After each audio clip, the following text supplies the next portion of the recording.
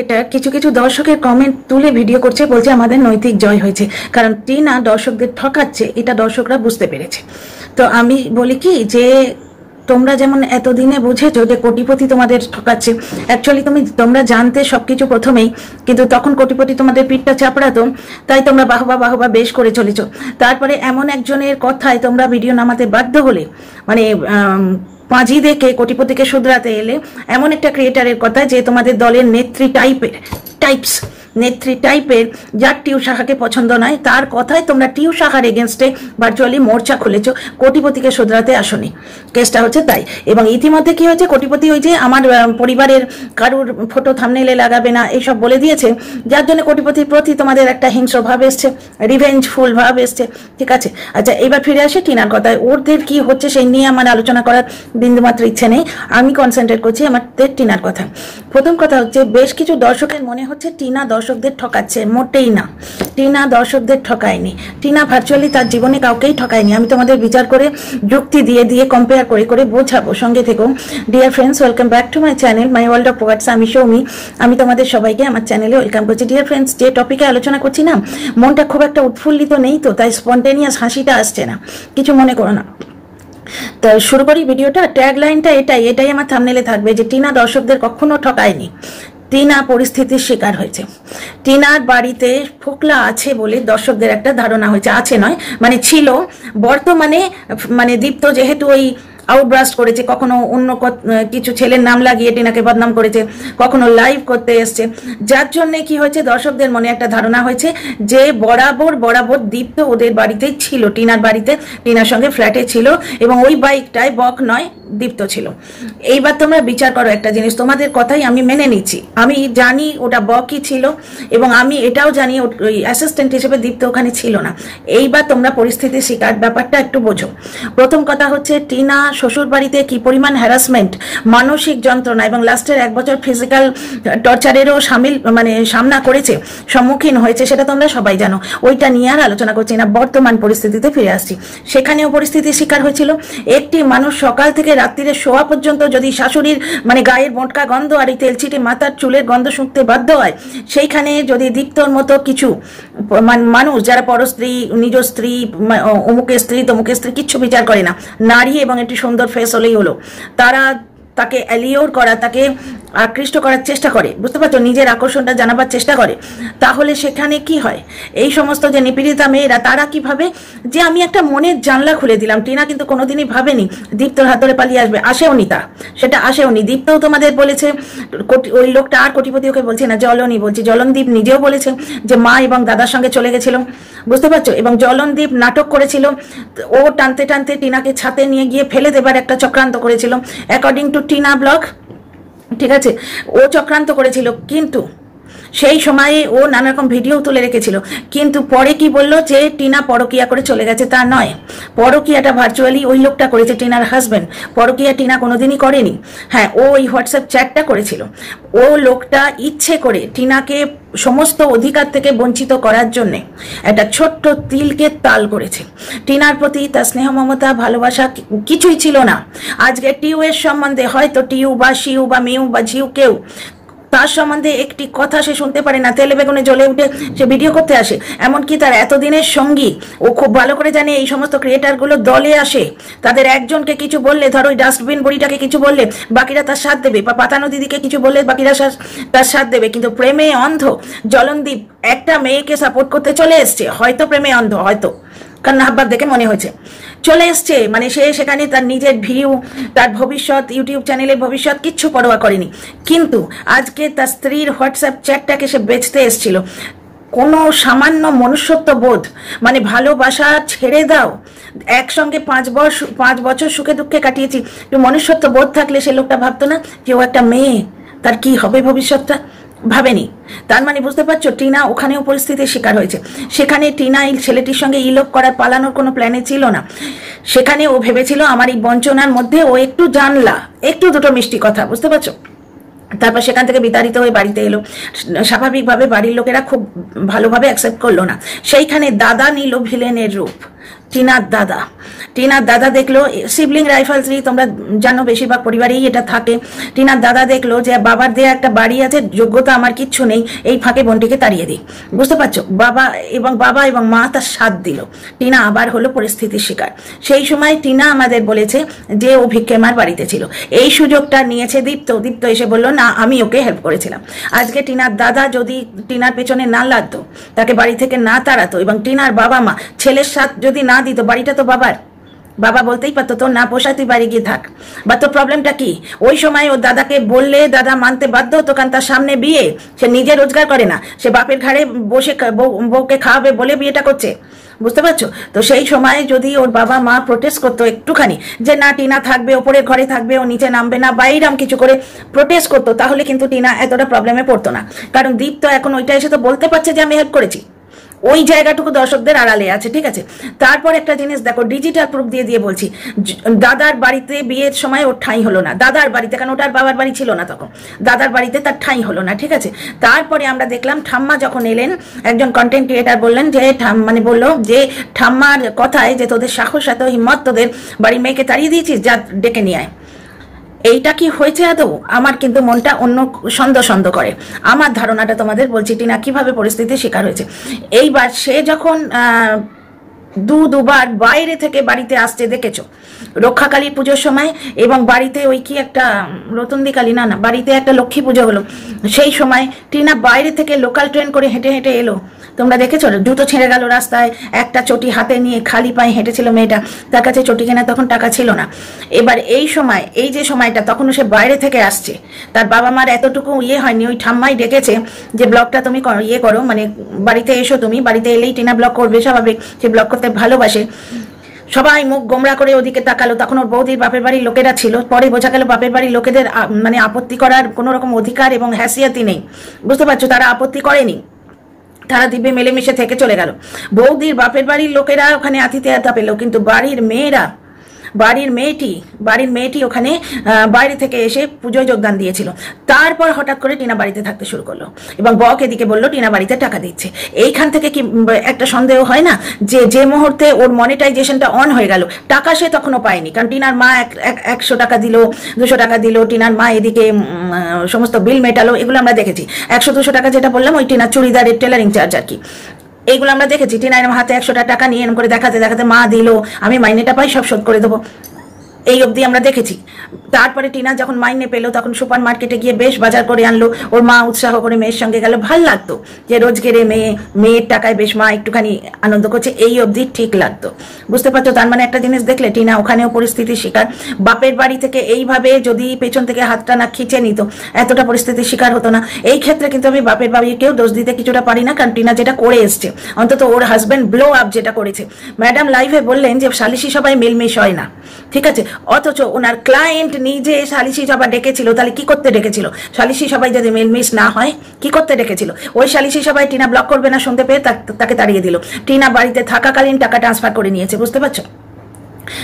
এবং টিনার এগেন্স্ট দর্শক ওই ছাল ছাড়ানো চিপড়া, ওই নোংরাটা সে কন্টিনিউ লিখে গেছে ম্যাডামের লাইভে, টিনা টাকা কেন পাবে? ওই ব্লগিংটা তো ফ্যামিলি ব্লগিং, তাহলে টিনা কেন টাকা পাবে? ফ্যামিলি ব্লগিং হলে জলনি বা টাকা কেন পাবে? ওটা তো ফ্যামিলি ব্লগিং। টিনা যদি পার্ট অফ দ্য ব্লগিং হয়, জলনও পার্ট অফ দ্য ব্লগিং, আর বেশিরভাগটা টিনাই করছিল, তাহলে জলনি বা টাকা কেন পাবে? তাহলে দুটো অ্যাডসেন্স অ্যাকাউন্ট জলন নিয়ে বসে থাকতো, তুচ্ছাতি তুচ্ছ, সকাল রাত কিচ্ছু মিটতো না। তো শ্বশুরবাড়ির পোর্শনটা আপাতত আমি দরজা বন্ধ করে রেখে দিচ্ছি, কারণ এটা নিয়ে অনেক ডিসকাশন হয়ে গেছে। তারপরেরটা শোনো। আচ্ছা, এখানে অবধি দেখলে টিনা পরিস্থিতি শিকার। তারপরে যেই ওর মনিটাইজেশন অন হয়ে গেল, বাড়িতে খুব ভালোভাবে গ্রহণযোগ্য হয়ে গেল এবং কন্টিনিউ সেখানে থাকতে রইল। দীপ্ত সাহায্যটা ওকে নিতেই লাগতো না, যদি ওর দাদা এই ড্রামাটি না করতো। বুঝতে পারছো? তাহলে দীপ্ত সাহায্যটা নিতে লাগতোই না। এবং ওর দাদার ড্রামাতে ওর বাবা মা সাথ দিয়েছিল। ওর মার বর্তমান যে হাব ভাব, সেটাতে কি মনে হয় যে বৌদি ওখানে পার্মানেন্টলি থাকবে, সুতরাং বৌদির সাথ দেওয়াটা দরকার। কিন্তু মেয়ে তো সেই পড়ায় আধন হয়, সেরকম আর কি। কেন জানি না আজকাল আমার মনে হচ্ছে, এই জিনিসটা মনে হতে শুরু করেছে যখন দীপ্ত অ্যালিগেশন তুললো লাইভে এসে যে প্রচুর টাকা টিনার মা নিয়ে নিচ্ছে।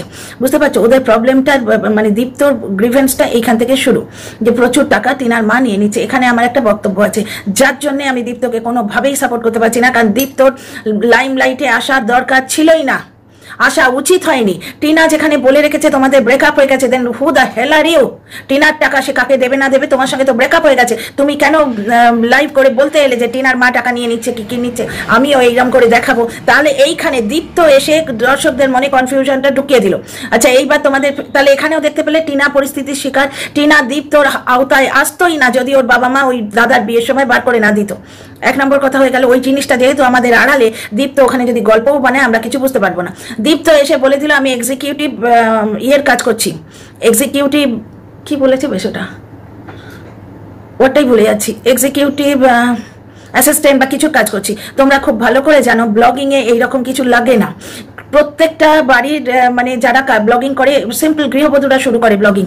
আর ইনসাইড আউট আজকে এত বড় হয়েছে, ইনসাইড আউটকে আমি এইটুকু যখন ছিল 4-5টা করে ভিউ হতো তখন থেকে দেখি, কন্টিনিউ দেখি না। টিনাকে যেমন কন্টিনিউ দেখতাম, টিনার মুখটার মধ্যে একটা অ্যাট্রাকশন ছিল, ছোট্ট মুখটা, একটা বাচ্চা মেয়ের মুখ, তার বঞ্চনা আমি তখন থেকে বুঝতে পারতাম, মায়ের দৃষ্টিতে দেখতাম, কারণ প্রায় সময় বয়সী আমার সন্তান আছে আর এটা মেয়ের বড় শখ মানে অনেকদিন থেকেই। সুতরাং আমি ওর গ্রিভেন্সটা বুঝতে পারতাম এবং ওর প্রতি অন্যায় হচ্ছে বুঝতে পেরে মাঝখানে বিরক্ত হয়ে ছেড়ে দিয়েছি এই কটা দিনের জন্য, আবার ছেলে কেড়ে নেওয়ার নাটক থেকে দেখতাম।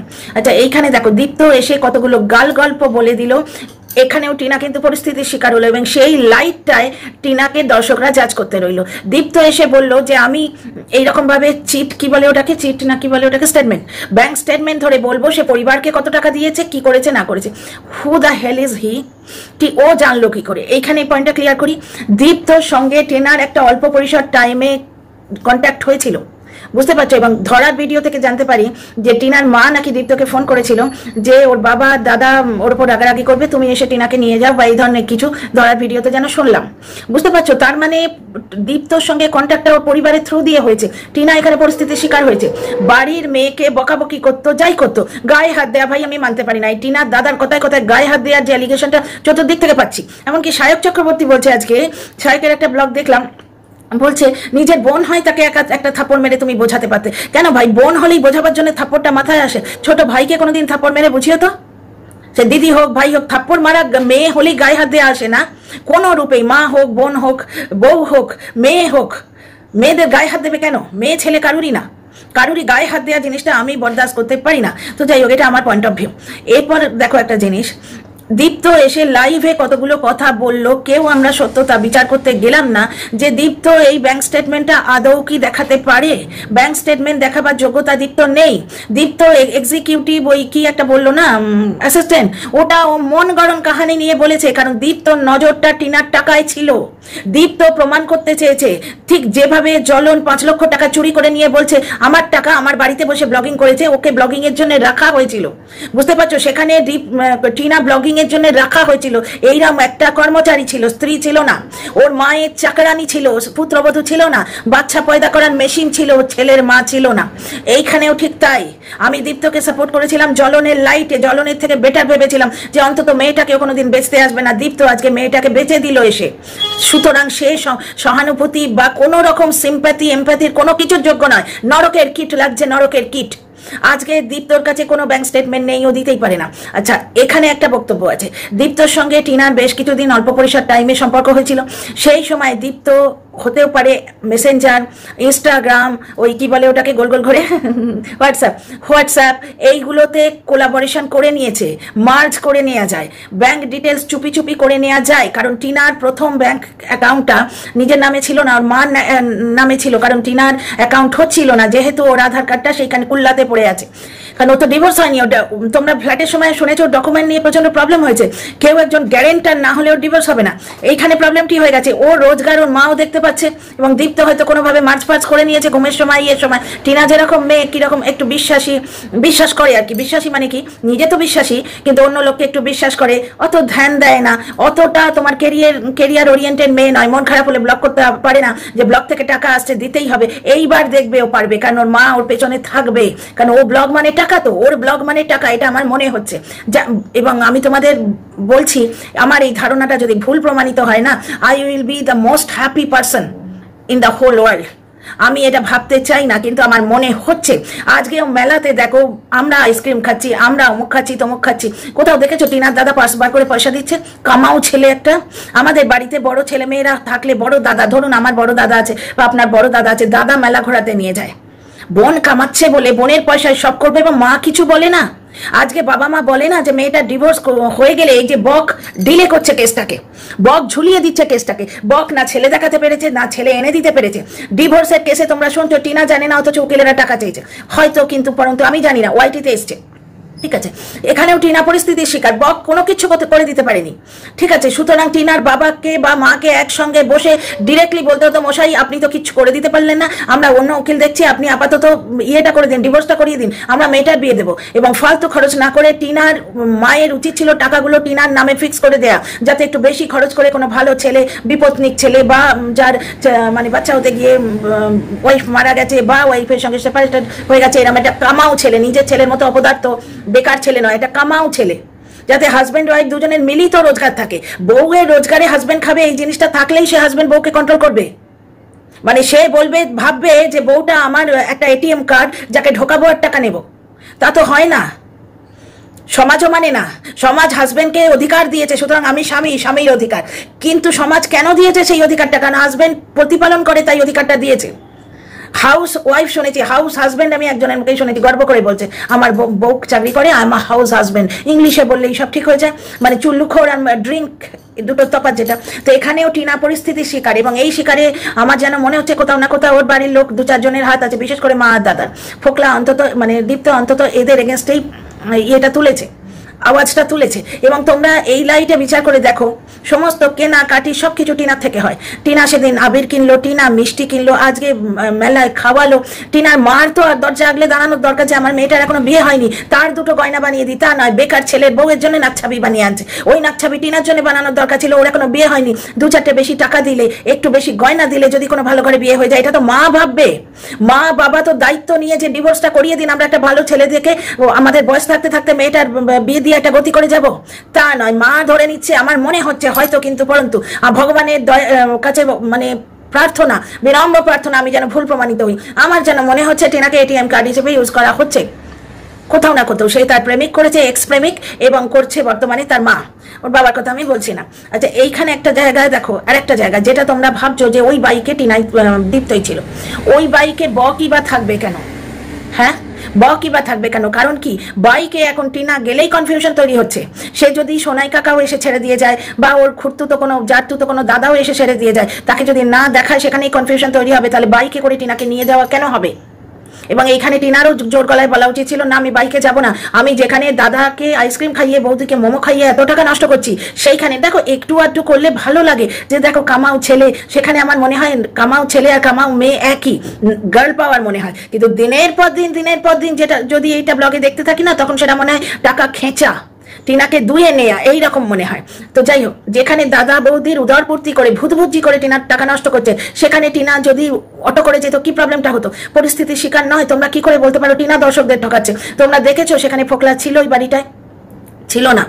আজকে তোমরা যদি জয় দাদার ভিডিও বিশ্বাস করো, তাহলে তোমরা দেখছো ফোকলা বাড়িতে গেছে, টিনা দরজা খুলে দিয়েছে, তারপর কি কাণ্ড হচ্ছে। দরজা খুলে দিতে সে বাধ্য। প্রথম কথা হচ্ছে ব্রেকআপটা মিউচুয়াল হয়েছিল, মারপিট করে তো হয়নি। টিনা বলেছে ভাই আমার ছেলে চাই, তোর সঙ্গে আর সম্পর্ক রাখতে পারছি না। সে দীপ্ত তখন কিন্তু মুখ বুঝে চলে গেছে, যেগুলো আমি পজিটিভ পয়েন্ট ভেবে দীপ্তকে সাপোর্ট করেছিলাম যে কোনো হাঙ্গামা করেনি, কিন্তু সে যে ফিরে এসে এইভাবে হাঙ্গামা করবে, সে যে আশ লাগিয়ে বসেছিল যে আমি সরে যাচ্ছি, আমি পরে একটা চান্স মারবো, এই হয়তো, নাহলে এতদিন পরে দীপ্ত কেন হাল্লা বোল করছে, কেন এই ঝামেলাটা করছে, দর্শকদের মনোবলটাকে কেন নড়িয়ে দিচ্ছে? সব তো শুরু করেছে এই দীপ্ত যদি এই লাইভটি না করতো, দর্শকদের টিনার প্রতি এই ইয়েটাই হতো না, এই যে একটা অবিশ্বাসের বোধ, এই বোধটাই আসতো না। অ্যাসিস্ট্যান্ট টিনা বললো যে আমার একজন অ্যাসিস্ট্যান্ট আছে, ওটা কিন্তু টিনা বলতে বাধ্য, কারণ এত কাজও করতে পারতো না একা, লোকের সন্দেহ হতোই, বুঝতে পারছো, এখানে লোকের সন্দেহ হতোই। তাছাড়া ওর মা এখন যেমন লাইভ হয়ে আছে, তখনও তো থাকতে পারতো, তাহলে এই চোখ পিট করে অ্যাসিস্ট্যান্টকেই বলছে, সেটা প্রমাণ করার জন্য আমাদের কালঘাম ছোটাতে হতো না।